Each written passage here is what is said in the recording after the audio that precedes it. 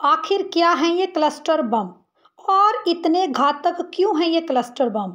Ukraine और रूस के युद्ध में अमेरिका क्लस्टर बम सप्लाई करने जा रहा है। इराक और अफगानिस्तान के युद्ध में इससे पहले अमेरिका बड़े पैमाने पर क्लस्टर बम का इस्तेमाल कर चुका है।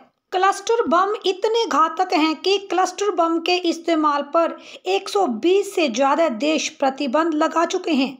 हालांकि ऐसी रिपोर्ट्स है कि यूक्रेन युद्ध में रूस और यूक्रेन दोनों ही क्लस्टर बमों का इस्तेमाल कर रहे हैं।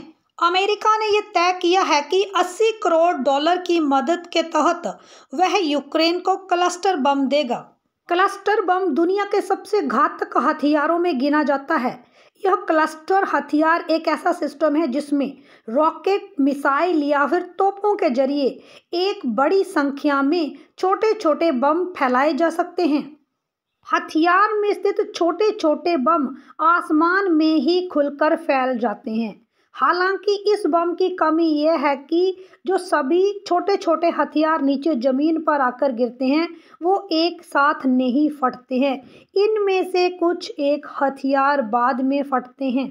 जो क्लस्टर बम जमीन के ऊपर गिरने के बाद फटते नहीं हैं, वे वैसे के वैसे ही पड़े रहते हैं और जैसे ही इन्हें हिलाया जाता है तो ये तुरंत फट जाते हैं।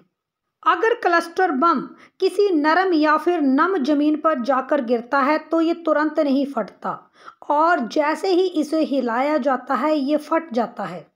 क्लस्टर हथियार बच्चों के लिए एक बड़ा खतरा होते हैं।